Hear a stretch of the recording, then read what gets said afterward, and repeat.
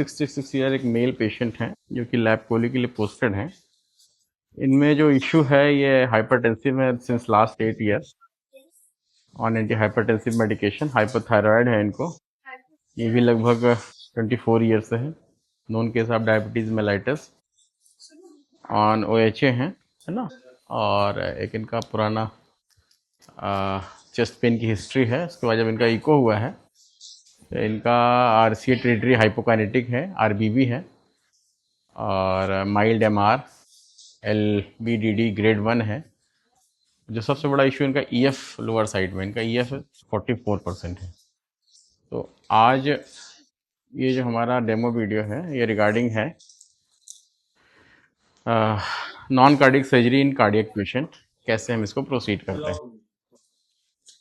तो थोड़े से कुछ प्रिकॉशन के बाद अगर हम चीज़ों को करते हैं तो हम ऐसे पेशेंट्स को आराम से कर सकते हैं। बाकी लैब्स इनकी ठीक हैं, लैब्स इतनी गड़बड़ नहीं है और ब्रेथ होल्डिंग टाइम भी इनका अच्छा है, करीब 30 सेकंड के आसपास है। और तो ऐसे पेशेंट को इंड्यूस करने के लिए सबसे पहले हम एक आर्टरी लाइन सिक्योर कर लेते हैं ताकि हमें बीट टू बीट इनका हमें ब्लड प्रेशर मिलता रहे और इसको हम ओपियोइड से इंड्यूस करेंगे। ओपियोइड इंडक्शन में हम 300 माइक्स फेंटानिल लेंगे, 2 mg मिडाजोलैम लेंगे और इंडक्शन यूज की गैस पर, और फिर वेकोरोनियम एज ए मसल रिलैक्सेंट देके हम इनको इंटुबेट करेंगे। ये हमारा आज का इंडक्शन। तो जैसे कि हमने आर्टरी लाइन सिक्योर कर लिया इनका, रेडियल आर्टरी में हमने एक आर्टरी लाइन सिक्योर करके हम इन्वेजिव ब्लड प्रेशर मॉनिटरिंग के लिए, ताकि हमें beat to beat blood pressure मिलता रहे, क्योंकि ऐसे पेशेंट्स इंडक्शन के टाइम पे ऑल ऑफ सडन क्रैश कर सकते हैं।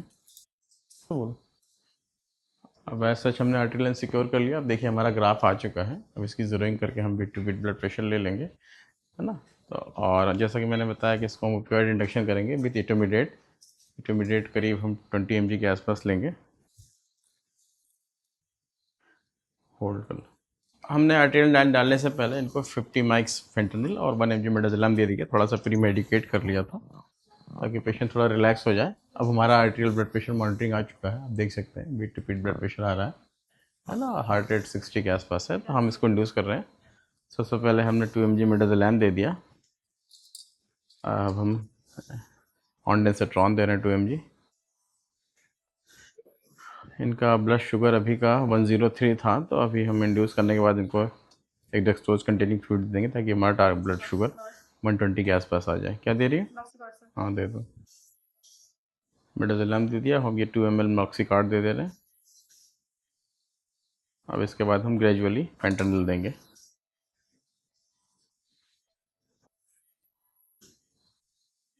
स्लो ग्रेजुअल इंडक्शन करेंगे, साथ साथ हम थोड़ा प्री ऑक्सीनेट कर लेंगे पेशेंट को। तो लंबी लंबी सांस लेते रहिए बाबूजी।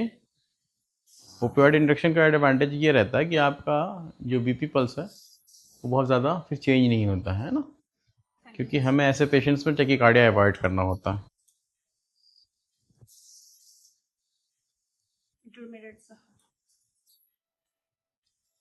अब हमने ये फेंटनिल दे दिया है ऑलमोस्ट 300 माइक्स। अब इंटरमीडिएट दे रहे हैं। फ्लश भी करती रहो। रनिंग में। हाँ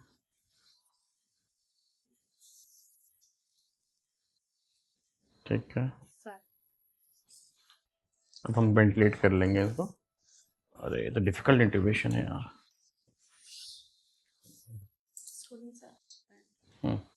बताऊंगा। ओरल लेयर में है। Yes sir. तो आज हम इसको जो है इंड्यूस करके इसको हम आईजेल से इसको प्रोसीड करेंगे। ओरल लेयर पे देना। जैसा कि इनका नेक मूवमेंट बिल्कुल रेस्ट्रिक्टेड है, तो थोड़ा सा ये एयरवे डिफिकल्ट हो जाता है।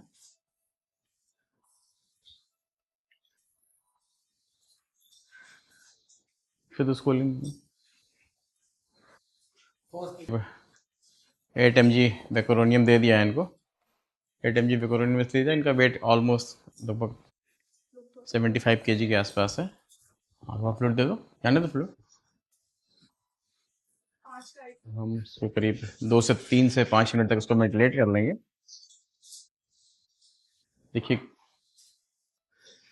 हमारा ब्लड प्रेशर बहुत ज़्यादा चेंज नहीं हुआ है ना, 110 के आसपास है, हार्ट रेट भी ठीक है।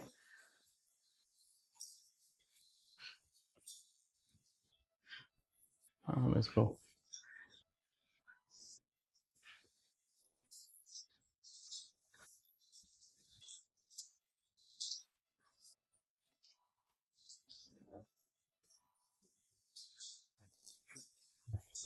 आई जेल 5 नंबर में चेक। आई जेल के लिए हमने नाक में थोड़ा सा इसको इधर से थोड़ा मॉइस्चराइज कर लिया इनका ओरोफेरिंग्स को, है ना। यहाँ से डाल देने से एडवांटेज ये रहता है कि जब हमारा आई जेल अंदर जाता है तो वहाँ फिर चिपकता नहीं है। हाँ, तो हमने थोड़ा सा नाक से दोनों तरफ 2-2 ड्रॉप डिस्टिल वाटर डाल दिया। हमने टिप पे थोड़ा सा जेली लगा ली। 5 नंबर का ये आई जेल लिया है जो कि इनके माउथ के साइज़ के हिसाब से ठीक है।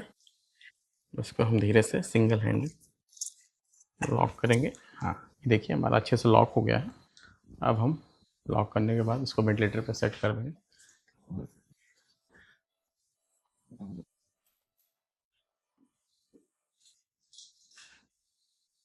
अब आप देख पा रहे होंगे कि हमारा EtCO2 आ गया है, टाइडल वॉल्यूम भी अच्छे से जनरेट करने लगे हैं। तो अगर आपका आईजेल सही जगह पे प्लेस्ड है तो सबसे अच्छा, तो सबसे पहले EtCO2 प्रॉपर आ जाएगा। और दूसरा ये टाइडल वॉल्यूम धीरे धीरे देखिए, अब ये हमने करीब 600 का टाइडल वॉल्यूम 15 का फ्रिक्वेंसी सेट कर रखा है। अब ये धीरे धीरे धीरे धीरे, तो ये आज का जो ट्यूटोरियल था हमारा कि कार्डियक पेशेंट में नॉन कार्डियक सर्जरी कैसे इंड्यूस करते हैं, तो ये हमारा लैब कोली था, इनका EF लोअर साइड में था। तो कुछ ऐसे प्रिकॉशंस है, जगह इसको हम फॉलो करेंगे तो हम बहुत आराम से, सपोज करो इनका EF और कम होता और हम इसी मेथड से इंडक्शन करते हैं, but you should ready with all cardiac medications such as Norad, Cordarone, defib machine, Dilzem. ये सारी मेडिसिन आपके अराउंड, क्योंकि कुछ भी मिस हैपनिंग हो सकती है तो यू शुड रेडी, है ना। तो ऑलरेडी हमने इनको हाई रिस्क ले करके लिया हुआ है और इनको हम पोस्ट ऑप 24 आवर ऑब्जर्वेशन के लिए ICU में रखेंगे।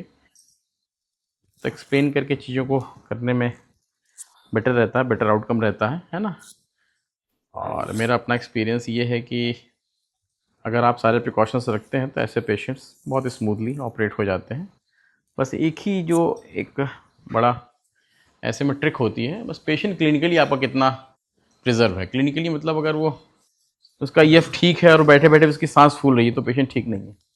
जैसा कि मुझे पेशेंट से आते ही मैंने हिस्ट्री ली, तो इन्होंने बताया ये पर डे करीब आधा से 1 किलोमीटर ये वॉक कर लेते हैं, जो कि सबसे बड़ा इंडिकेशन होता है कि पेशेंट हमारा प्रिजर्व है और ये टॉलरेट कर लेगा हमारी का इंडक्शन एजेंट को, है ना। ठीक है, थैंक यू।